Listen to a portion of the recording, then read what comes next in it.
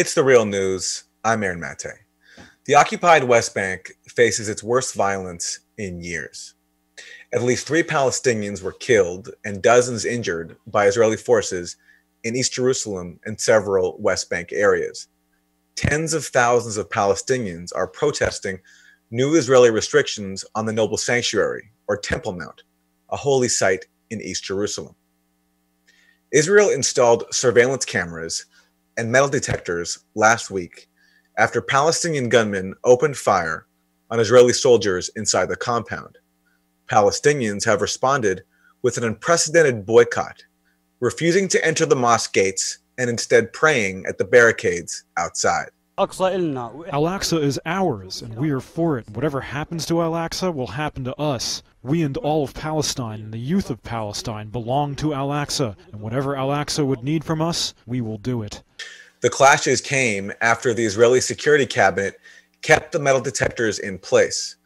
This decision came over the advice of Israel's internal security service, the Shin Bet, which argued it would provoke violence. Some Palestinians say that's Israel's goal. They accuse Israel of thwarting Arab sovereignty over the holy site and previously inciting Muslims by allowing visits from far-right Israeli extremists. Dr. Mustafa Barghouti is a Palestinian physician, activist, and politician. He joins me now from Ramallah. Dr. Barghouti, welcome. Thank you. Good to be with you. Thank you for joining us. You were in Jerusalem today. You're speaking to us from Ramallah now. Talk to us about what happened today. Well, I managed to get to Jerusalem, which is not an easy thing to do, since I, like most Palestinians in the West Bank, we are not allowed to enter Jerusalem. If you want to go, you need a permit, and they wouldn't give us a permit. And that regime has been there since 91. So I managed to get there, and we joined the prayer. Of course, nobody accepted to go through these metal detectors. And we prayed in the streets in front of the gates to the mosque. The Israeli army was not only insisting that we should go through metal detectors, but more than that, in addition to prohibiting most Palestinians from West Bank and from Israel to come to Jerusalem, they additionally wanted to allow into the old city only people who are above the age of 50. Of course, we refused this discrimination. So we prayed in the streets. We had a prayer, a normal prayer. There were thousands and thousands of people. And for no reason, immediately after we finished the prayer, the Israeli policemen and army attacked us. They attacked the people with sound bombs, with stun grenades, as we call them, with tear gas, with bullets. They used metallic bullets that are covered with a thin piece of rubber. And they also used high-velocity bullets. Eventually, and so far, we had 436 people injured and no less than 3 people killed by the Israeli army gunshots.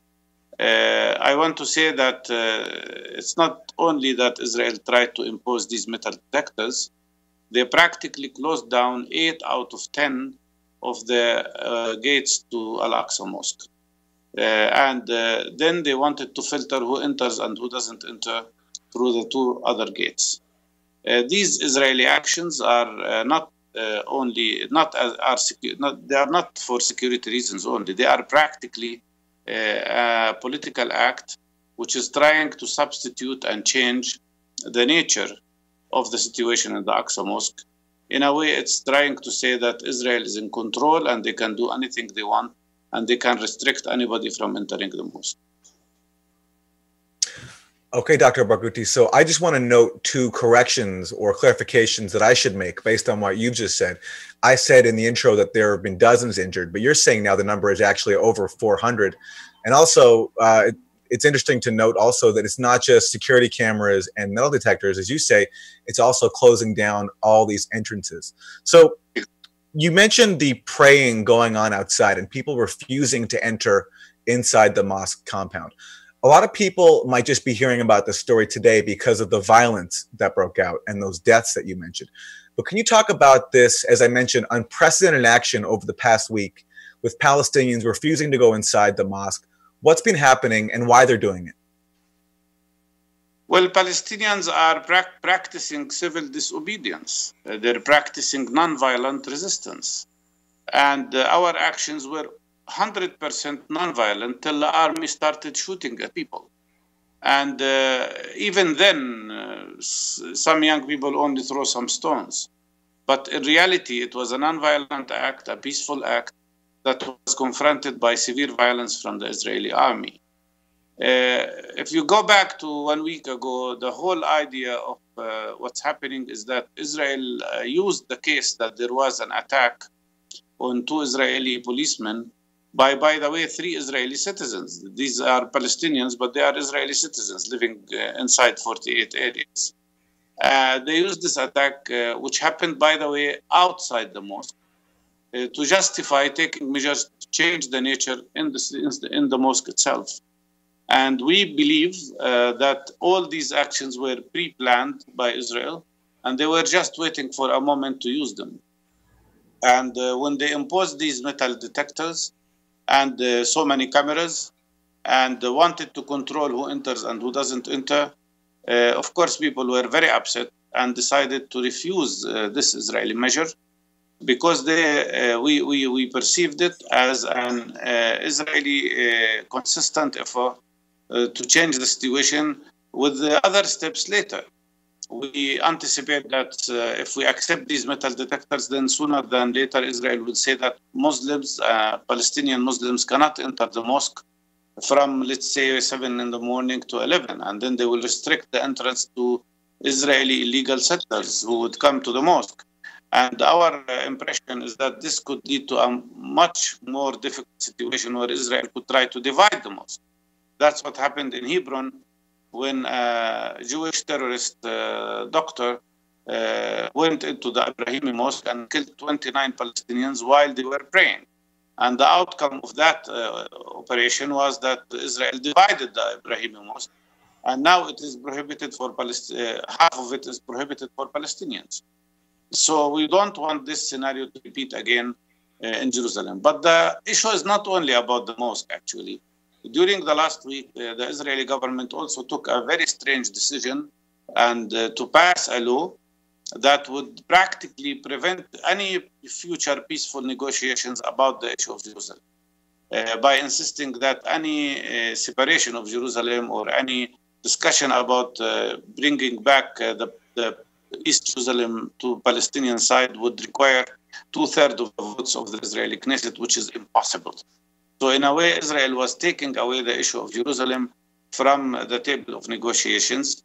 And if you combine that with the enhancement of settlement activities, which has increased by 70% since President Trump was elected, then you understand that Israel is practically trying to kill the two-state solution and trying to kill the possibility of peace based on the establishment of a Palestinian independent state. And most Israeli ministers don't hide their intention.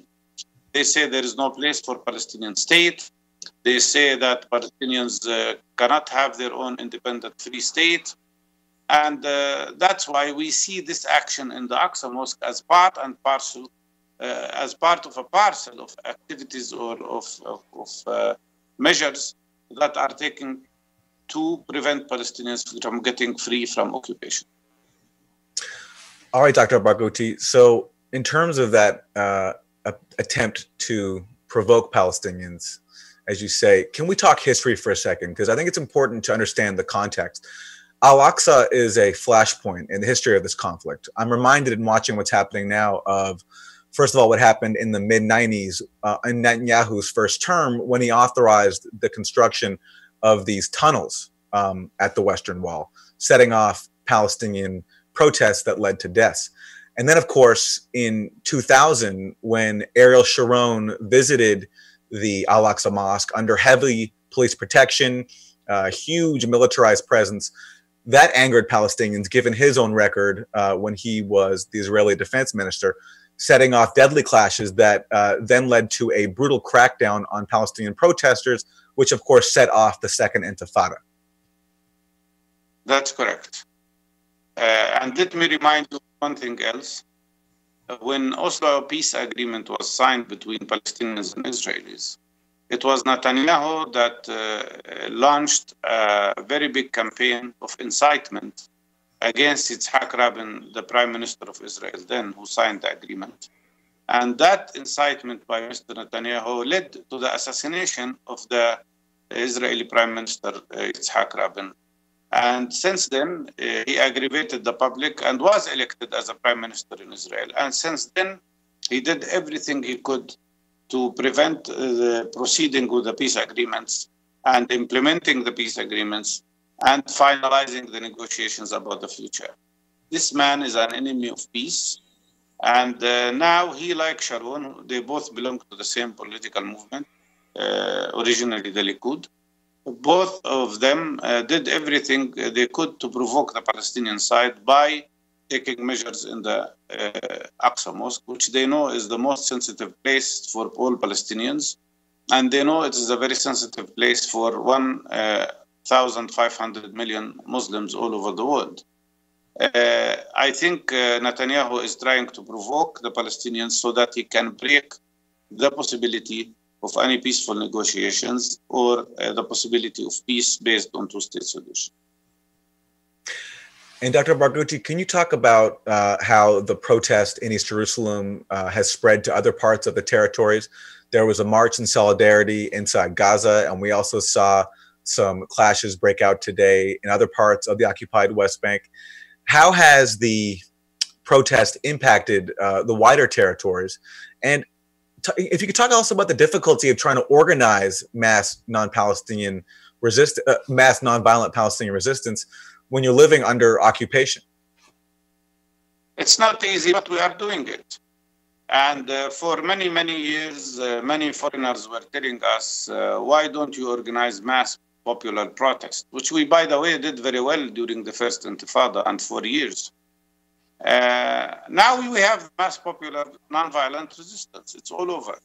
Today in Hebron, tens of thousands marched in peace in an act of civil disobedience. In Jerusalem, we had tens of thousands, probably more than 60 to 70,000 people praying on the streets.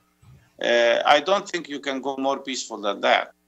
And yet, unfortunately, whenever we do peaceful actions and nonviolent actions, they rarely get reported in the international media. When there is an act of violence, it gets reported all over the world. This is unfair. And I think people overlook the fact that most of the Palestinian struggle is nonviolent. And I have personally been an advocate of nonviolent peaceful resistance for the last 15 years. And I believe it is the most effective way. We are trying to repeat the traditions of Martin Luther King and Gandhi and Nelson Mandela, using their experience and using their the history they had in our struggle ourselves. And I believe today was a day of triumph in the sense that there was so many activities, not just in Jerusalem, but all over Palestine. And more than that, among Palestinians all over the world. And more than that, there were demonstrations internationally and in the many Arab countries as well, in solidarity and support with the Palestinians in the occupied territories. So I think this issue of the Aqsa Mosque has practically brought together the Palestinians again. It got over the internal division, and it provided a very good platform for solidarity with Palestine. So, Dr. Barghouti, given that, whenever there are cases of incitement and violent clashes, we always hear talk about a third Intifada breaking out. If you could comment on that and what you want to see happen after today, after this deadly day of violence with, as we said, at least 3 Palestinians killed. When the first Intifada started, the word Intifada entered the word lexicon. It was not used before. Intifada means uprising. And in the first Intifada, it had a very positive impression because it was about people revolting against injustice, against occupation, against discrimination. It was perceived positively. The second Intifada, in the second Intifada case, Israel managed to deform the information and the impression about the word Intifada, and it became linked to military actions sometimes or certain violent actions. And that's why today, I think, when we speak about a new uprising, I think it is happening within the context of the first Intifada. Mostly mass popular, mostly non-violent, and I think it represents one of the best forms of civil disobedience against injustice and oppression and persecution. You know, Dr. Barghouti, what you say there about the second Intifada, I'm also reminded of the fact that, you know, while many people might look back and think about Palestinian suicide bombings, which were a part of it, those suicide bombings only came after weeks and weeks and weeks of a brutal Israeli crackdown in which the ratio of Palestinians to Israelis killed was massive. It was mostly Palestinian protests, some gunmen opening fire, but a lot of Palestinians just throwing rocks, and a huge Israeli crackdown using heavy weapons that killed, you know, scores of Palestinians. And as you say, the attention did not really come until the suicide bombing started a lot later. Absolutely, and it is so unfair. If a Palestinian does a violent action, it is described as terrorism. And if the Israeli army kills thousands of people like they did in Gaza, it is never called state terrorism, for instance. And that is, of course, unfair. In the last attack on Gaza, and I was there, by the way, when that happened, 2,250 Palestinians were killed, mostly civilians, including 590 children. On the Israeli side, 72 people were killed, but 66 of them were soldiers while they were invading Gaza. So there is complete imbalance here in the number of people killed and the number of people injured. But most important, Israel has a huge arsenal. They have tanks, they have planes, they have helicopters, they have artillery. We have none of that. And we are not in a war with Israel, practically. We are in an act of resistance against oppression and against injustice. And Israel tries every possible way to make people forget the word occupation. They don't want the world to know that they have been occupying us for more than 50 years in the West Bank and Gaza, and that they have been displacing 70% of the Palestinians since 70 years. They want to defer the discussion from the real content, from the real roots of the problem, into the side effect of the problem. They want people to be busy with the symptoms rather than look at the cause of the disease. And that is the occupation and the discrimination against Palestinians. And I hope this time we can try to keep our struggle as popular, as nonviolent as possible, and that the world will start to see the case of the Palestinians as a case of people who are struggling for freedom, like the people did in India, like the people did in America, like African Americans tried to get their equality in the United States in the civil rights movement, like the people of South Africa struggled for ending the system of apartheid. We are exactly in the same situation. And I hope the people of the world can start to see that in a clear way. Dr. Mustafa Barghouti, Palestinian physician, activist, and politician, joining us from Ramallah. Dr. Barghouti, thank you. Thank you so much. Have a good day. You too, sir. And thank you for joining us on The Real News.